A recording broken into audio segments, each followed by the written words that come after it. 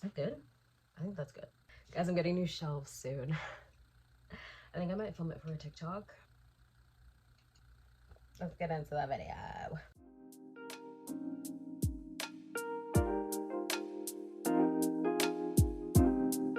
Hello everyone, welcome back to my booktube channel. This week's video is going to be, I feel like it's going to be a little bit long because it's definitely going to be a little bit of a yap session. It's yapping, but it's also kind of like a cry for help in some ways because I have a disease. The disease is not only buying books, but reading the books that I do buy rather than reading the books that I already have. Because tell me how I got the Edge of Darkness trilogy for my graduation in August and I already read the whole thing. When there's books that have been on my TBR for like months, if not years, that I haven't even looked at. So some of these will be that, and some of these will be like newer books that I just like, I just really want to read.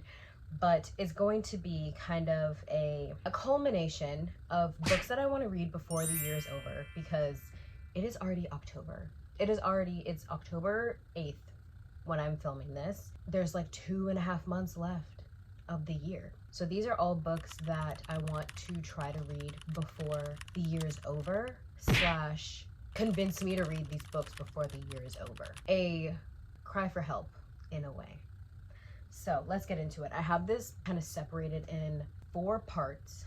Books that are anticipated releases for the rest of the year that I still do want to read before the year is over. Books that I don't have physically but I want to read. Books that I'll definitely read. And then the books that I need you guys to convince me to read. So let's start off with the anticipated releases. The first book that I will be reading before the year is over for sure, is Sin Bin.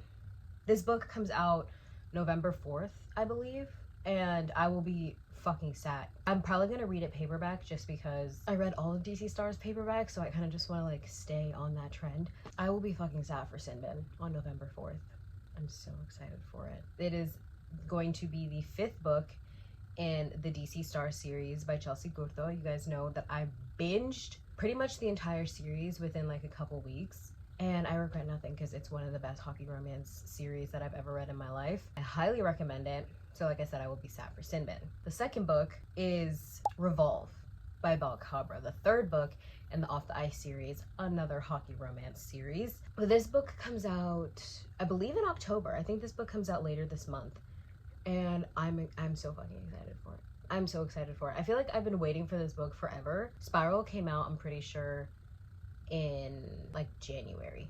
And I didn't read it until like June or July. But I'm so excited for Revolve. I'm so excited for Revolve. And I will be sad for it. I will be sad for it. The next book is actually so surreal to say. This book actually comes out in 2 days. It comes out on October 10th. And I happen to have an arc for it. Stephanie Alves sent me and a bunch of other people The Playmaker. This is the second book in the Colton U Playbook series. I'm actually currently reading the first book, which is The Rule Breaker. Unfortunately, I won't be able to get to the Playmaker before it comes out because it comes out in 2 days, but I will still be sad for this book. Very excited for The Playmaker. The cover is so cute. I'm so excited for this book, truthfully. I haven't even gotten very far in The Rule Breaker and I already know I'm gonna be sad for The Playmaker. I'm very excited. And then last but not least, oh my god, these are all hockey books now that I think about it. Clearly I have a type. The last book is Sweet Venom by Rena Kent. The second book in the Viper trilogy. I loved Beautiful Venom. It's right here actually. I loved Beautiful Venom. I loved it way more than I thought I would. I had kind of normal expectations for Beautiful Venom. I actually didn't really know how I was going to feel about it, and I loved it way more than I thought I would, so I will be sad for Sweet Venom. Rena Kent just set up so perfectly for the second and third couple that I'm sad for the rest of the series, honestly. I'm so sad for not only Sweet Venom, but I will also be sad for Tempting Venom when it comes out next year. I'm so excited to film like an anticipated releases for 2026 because I feel like there's going to be so many good ones. There's going to be obviously Tempting Venom, the last 2 books in DC Stars, Liz Tom Forty's spinoff of Windy City, Elsie Silver's spinoff of Rose Hill. Like, there's gonna be so many good releases next year. I'm so excited. But anyway, we're not talking about that. We're talking about this year. And actually, that's it for anticipated releases that I will for sure read before the year is over. Like, mark my words, if I don't get to them, I died.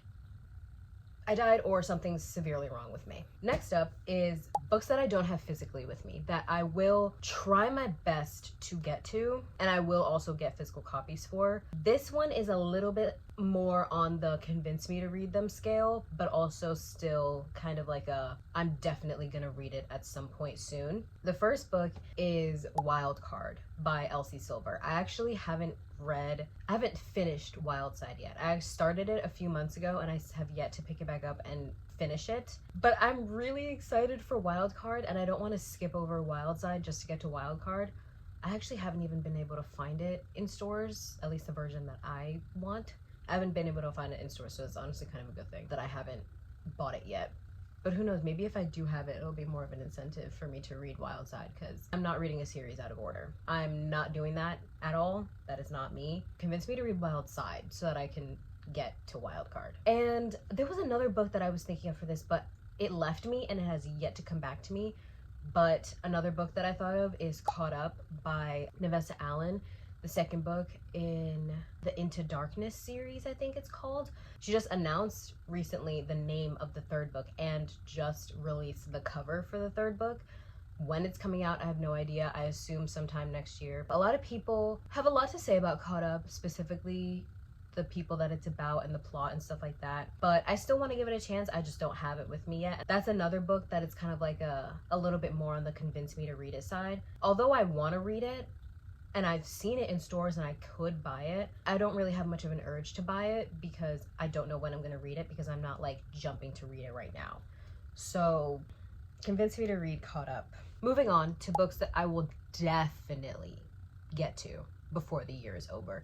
These are all books in series that I've started but haven't finished yet and am in the process of continuing. And they're also just like they're all just like part of series that I love, or part of series that I want to start or want to continue or want to finish, anything like that. First up, I actually plan on reading this series quite soon. In terms of books that I will definitely get to this year, this is the highest series on the list, and it's Empyrean by Rebecca Yarros. I feel like I'm ready to start my fantasy journey, especially because, like I said earlier in the video, I just finished Edge of Darkness, and I need something polar opposite of Edge of Darkness. I need something on the complete opposite side of the spectrum, and I feel like you can't get any further away from dark romance than fantasy. But also, you know, obviously there's a thing as dark fantasy romance, but to my knowledge, this is not. This is just regular romantasy. So I feel like even some contemporary romances can still fall a little close to dark romance.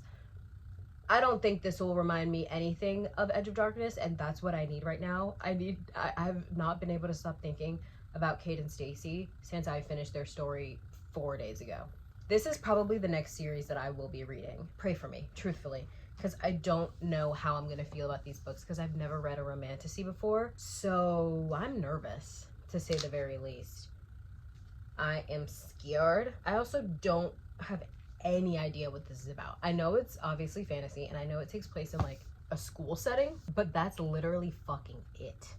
That is all I know. So safe to say, I know nothing. I know there's Xaden Ryerson and Violet something. I don't even know her fucking last name. And everyone's obsessed with Xaden. Like, everyone and their fucking mom would die for this man. And you know what? I want to be a part of that. I want to be a part of the club. I want to know the hype. I want to die. So we're going to read Fourth Wing. And then I don't know how quickly I'm going to read the entire series, but I'm going to read Fourth Wing. Iron Flame is a thick bitch. Like, damn. Okay. Then Iron Flame, and then obviously the book that had everyone shitting themselves at the beginning of the year, Onyx Storm. We'll see how this goes. But like I said, Fourth Wing, Empyrean is definitely going to be the next series that I pick up. Be on the lookout for that. I don't know if I should do a reading vlog for Fourth Wing, because I just finished a reading vlog for Edge of Darkness. So let me know if you guys want a Fourth Wing reading vlog, and I will do that. Next up on the list of books that I will definitely be fucking reading, The Conditions of Will by Jessa Hastings. I have yet to read this book, and I for a fucking fact am reading it before the year's over. The only Jessa Hastings book other than this one that I haven't read yet is Never. I don't know if I'm gonna read that one because it's kind of like an inspired by kind of story. It's inspired by Peter Pan. So I don't know if I'm gonna read that just because that's not really my thing. That's not something that I really have ever reached for. I have read every single other Jessa Hastings books, like I said, other than The Conditions of Will this year. I read all of Magnolia Parks and I read Time of Your Life. So I have to stay on theme. I've had a Jessa Hastings year. So obviously I'm reading this one. So many people love this book and I want to be part of that. I'm really excited. Next book that I'm definitely reading before the year's over because it's part of one of my favorite series of all time, Pucking Strong, the 4th book in Jacksonville Race. Someone actually told me that we're getting a 5th Jacksonville Race book. I don't know how true that is, but I hope it's true because I never want this series to end. It's one of my favorite hockey romance series that I've ever read. It's so good. The found family is phenomenal. And the relationships and the friendships and the team and everything is just fantastic. I haven't read this book yet, mainly just because I've been putting it off because I thought for the longest time that it was the last Jacksonville Race book. But yeah, Pucking Strong, I will definitely read this book before the year's over, mark my words. So I will get to this one. I promise, but just not at this time. Another hockey book, our last hockey book, I think, that I will be talking about, for the video, for the entire rest of the video, is the Pucking Wrong Man, as well as the Pucking Wrong Rookie. Oh, it was the Pucking Wrong... No, it wasn't the Pucking Wrong Rookie that I was thinking about. Oh wait, yes it was. That's the book that I was thinking of earlier, of books that I don't have physically yet because I don't have the Pucking Wrong Rookie. I don't have the Pucking... Okay, so I'll talk about them both at the same time. I'll just put a little picture of the Pucking Wrong Rookie right here. Love the Pucking Wrong series by C.R. Jane. It's dark hockey romance. And for me, these are like perfect palate cleanser books because they're crazy and unhinged and spicy and fun. So I love these. The Pucking Wrong Rookie is the last book in the series. I read the Pucking Wrong Number last year, and then I read the Pucking Wrong Man and the Pucking Wrong Date earlier this year. I just have these 2 left, and we're gonna get to them for sure before the year is over. At the very least, I will get to the Pucking Wrong Man, because I will definitely need some sort of palate cleanser book at some point, especially with reading fantasy and dark romance and all this other crazy stuff. I'm definitely gonna need some sort of palate cleanser book at some point in time, and it will probably be this one or the book that I'm going to talk about next, which is The Good Girl Effect by Sarah Kate. I will very soon do a bookish breakdown for Salacious Players, but this is Salacious Players' 2nd gen series. It's called the Salacious... What is it called? Salacious... I knew it. Salacious Legacy. First of all, I love this cover. This cover is so beautiful. It's actually a sprayed edge, which I'm not the biggest fan of sprayed edges for paperbacks, but I don't mind this one. I really like the cover though. It's so gorgeous to me. I love pink, and pink and black to me is like such a good color combo. But I am very excited for this 2nd gen series, and this book follows the son of the main character in the last book of Salacious Players, Eden's son Jack.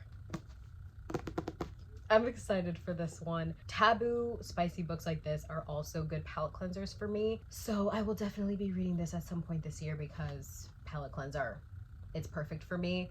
And I loved Salacious Players. Overall, I mean, is it a god tier series for me? No, but I truly do love the series. Like as a whole, I really liked it. So very excited to read the 2nd gen series. So that is it for books that I will definitely be reading before the year is over. Now we're moving on to the last little stretch of this video, which is books that I need you guys to convince me to pick up. Some of these I need more convincing than others, so we're gonna go from needing the least amount of convincing to needing the most amount of convincing. So the set of books that I have here that I do need some convincing to read, but not a lot of convincing. I want to read them. I want to pick them up, but I have so many other books that I want and need to pick up that I'm just like, I need you guys to tell me that it's worth picking up like right now. And it's Gods and Monsters by Amber V. Nicole.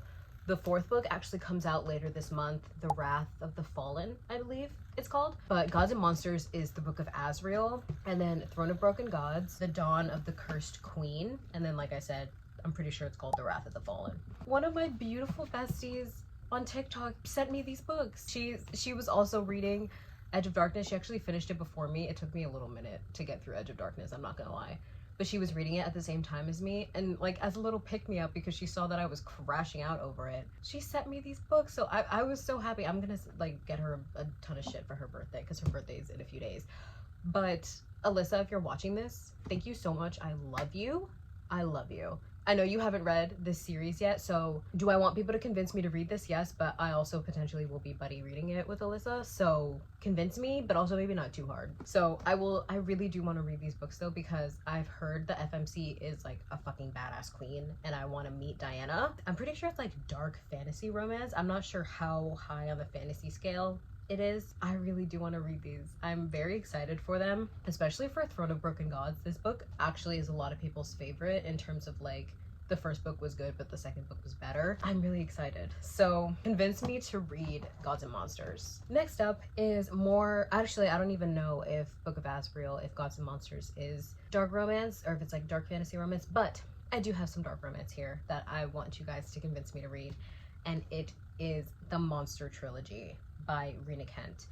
I have only read a lot of Rena Kent's newer stuff. Rena Kent has a lot of books. She has Royal Elite, she has the Deception Trilogy, she obviously has the Monster Trilogy, she has the Thrones Duet, she has the Thorns Duet too. Like, she has a lot of books. The first side of the Renaverse ends with Legacy of Gods. So I literally picked up her last set of books for one side of the universe, and Kiss the Villain actually starts the second side or another side to the Renaverse. In terms of her first side or the main side of the Renaverse, I've never read anything from it other than Legacy of Gods.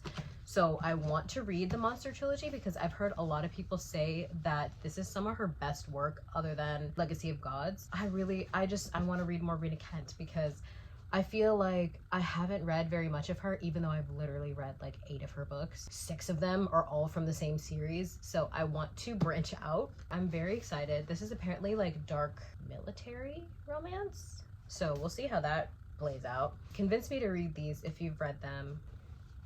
My hair keeps getting, my bracelet here opens right here, so the bottom of my hair will get like stuck there and like want to scalp me. Anyway, next up on books that I need you guys to convince me to read is Lakefront Billionaires. I told myself 1,000 times that I was going to read Love Unwritten before Love Arranged came out. Safe to say I fucking didn't. I really do want to try to read and finish this series before the year's over, because I've literally read every single one of Lauren Asher's books other than My December Darling, which is her Christmas novella. I've read every single other one of her books. I read all of Dirty Air, I've read all of Dreamland Billionaires, and I read Love Redesigned. So if I read these 2, then I'll have one book by Lauren Asher that I haven't read yet, and it's like a seasonal kind of book. It's literally a Christmas novella. So convince me to read these, please, because so many people are just like, oh my god, Love Unwritten was so good, Love Unwritten was 5 stars, Love Unwritten is amazing, this is the best book ever, blah blah blah. And I'm still just like, la-di-da-di-da, ignoring you. So literally, actually yell at me to read Love Unwritten, because I know once I read Love Unwritten, I'm gonna want to probably immediately go into Love Arranged. Love Unwritten is literally 600 pages. I think that's why I'm a little bit more intimidated, apprehensive to read these 2 books, because of how long they are. Like, am I a long book lover at heart? Yes. But sometimes I need like a quick little 350 page romance book as a palate cleanser. These are clearly not palate cleanser books, but still convince me to read them. The covers are gorgeous. I love having them just like in my possession, but they're staring me in the face at this point. They're just like, why haven't you read me yet? And I'm like, Next up, we have 2 standalones. Actually, one of these isn't a standalone, but I'm gonna treat it as such because I barely am even holding on to the willpower to try to read this book. There's no way I'm gonna read the series. It is Say You Swear and Still Beating. Say You Swear by Megan Brandy. It is a series now. I'm pretty sure it's like Promise Me Not after Say You Swear, and then Trust Me something. I don't fucking know. But for the longest time, this book was a standalone, so I'm just gonna treat it as a standalone. If I ever fucking get to it, though. I've been saying that I was gonna read this book for the last few months. I put it on like a couple TBRs this year. Haven't read it, though. I need to. And I know for a fact once I get to this book, I'm gonna yell at myself and want to die and cry and throw up for not reading this book sooner. But that's a future Rio problem. That's a future Rio problem. Present time Rio is just like, no. And then Still Beating by Jennifer Hartman. This book is actually pretty short, all things considered. It's like less than 350 pages. But I also don't think I could treat this as a palate cleanser book because apparently this book is really heavy and quite dark in some aspects. Pretty sure it's about like this woman and her like brother-in-law. Yeah, this woman and her brother-in-law get like kidnapped together and they fall in love. So that makes it like, that makes it quite the taboo thing because, you know, cheating. But yeah, that's all I know about it. I've also never read anything by Jennifer Hartman. I'm actually excited. I'm gonna read this book soon. Let's open up to a random page and read a sentence. Our eyes meet. Okay. Their eyes met. Guess I'll read it. I'm saving the best one for last, so we're gonna do this next.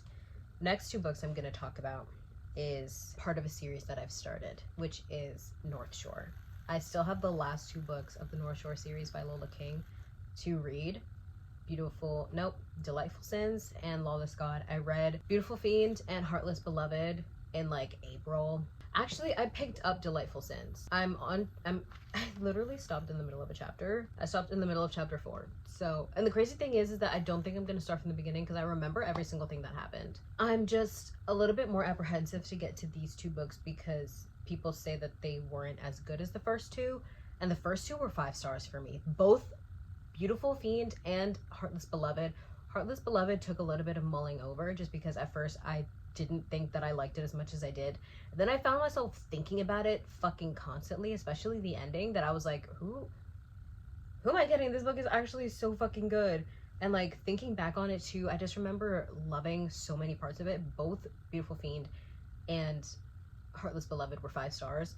So that also makes me a little bit more apprehensive to get to these books because I don't know if they'll be 5 stars because like I said, a lot of people don't like them as much as the first two, especially Delightful Sins because it's a white choose. I love white chooses, do not get me wrong, but it's like a white choose with twins. So that also confuses me because I already cannot tell these two apart. It's Ethan and Elliot, and even from the first 2 books, I still don't fucking know who's who. So, and then this one, actually I'm kind of excited for this one because this one's about like a girl and this man that she sent to prison for like however many years, and he gets out and he wants revenge on her. So this book is very long though, but convince me to read these. Mainly convince me to read Delightful Sins so that I can get to Lawless God. And then the last set of books is actually, I genuinely love myself. Do not get me wrong. I love myself, truthfully. But there is one sole reason why I hate myself, and it is because I have yet to finish Addicted fucking Calloway. I started Addicted Calloway probably in like 2022, and I have yet to finish it. I don't know why. I think it's just because my favorite couple is Rose and Connor, and I read Thrive. I read Thrive last year, the 6th book in the series. This is a 10-book series by Krista and Becca Ritchie. I read Thrive last year, and I think it's because both Thrive and Addicted After All are about Lily and Lo, and I love Lily and Lo, don't get me wrong, but they are my least favorite couple out of the 3 couples. So I think it's because of that I just haven't been able to pick up the series. There's just, I can't. I don't know what is, like, stopping me from reading this book, but I need to get to it so that I can read Fuel the Fire and read Long Way Down and then get to the fucking epilogue novel Some Kind of Perfect. Like, and the crazy thing is that I am attached to these characters. It's not that I don't care about them. I love Rose and Connor. Rose and Connor are one of my favorite book couples to ever exist. Daisy, Hothouse Flower, I think has been my favorite book in the series so far, other than Addicted for Now. I don't like, it's, I swear to God, it's Lily and Lo that are like preventing me from reading the rest of the series, even though I love them. It's just, I don't connect to them as much as I connect to the other two. So this book has just been the one that's been stopping me from reading the rest of the series, but I need to fucking do it. Maybe I'll get them on my Kindle, maybe I'll listen to them on audio, because I need to get through these fucking books. I swear to you, I want to. There's just the biggest mental block when it comes to this series for me, and I don't know why. I actually hate myself because of it. That's my rant. That's it.